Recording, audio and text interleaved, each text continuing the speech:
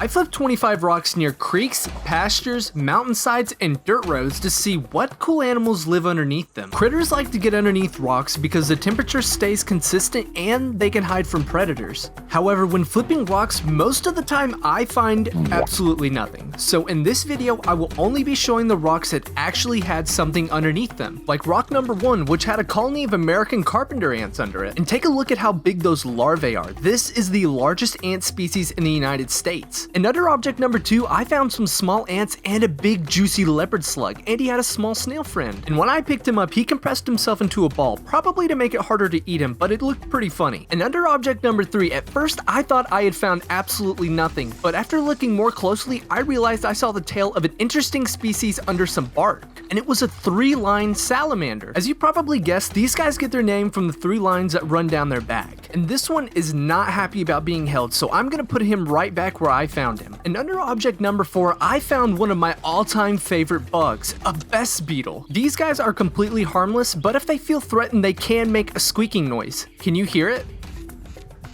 And do you see those mites that are around its neck? That's normal, and they're completely harmless. They just use the beetle to hitch a ride. And under object number 5, I found another beetle. However, this one is called a big-headed ground beetle, and they get that name from those pinchers that he is currently trying to bite me with. Under object number 6, I found another really cool species, a large slimy salamander. These guys get their name from the sticky glue-like mucus they secrete as a self-defense. And honestly, they might be the cutest salamanders. Stop staring at me with your big old eyes.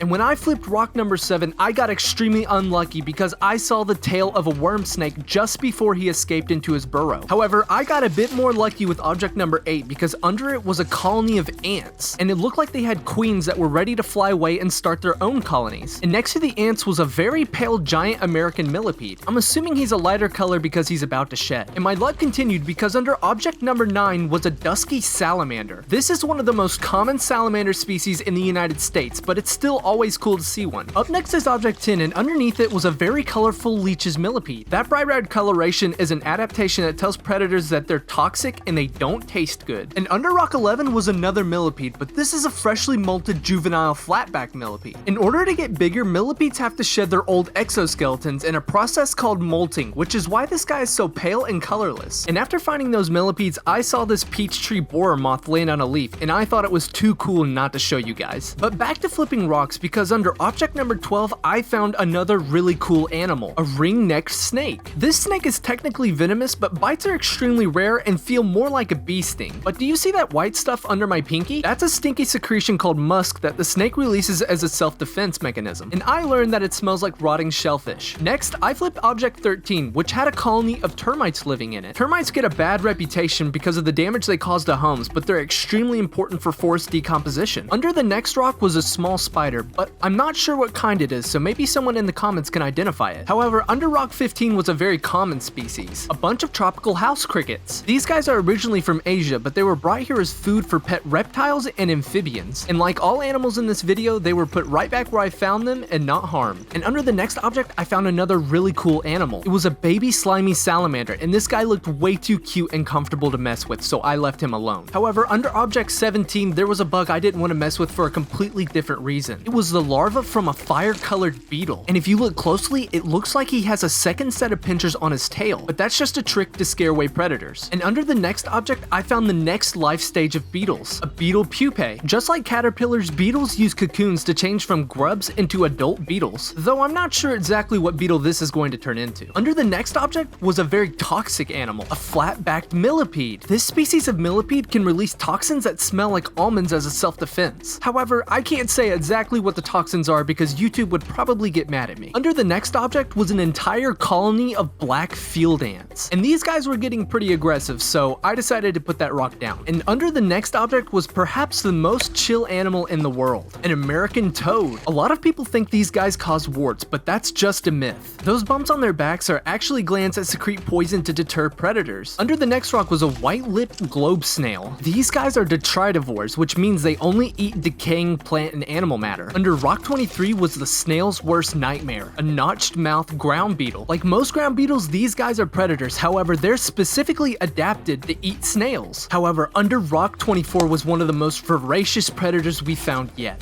a blue-margined ground beetle. These guys have a nasty bite and release a foul smell when handled, but it's nowhere near as bad as the ringneck snake. They're also predators, so we can take a look at his den to see what his previous victims were. However, under Rock 25 was something that I did not expect.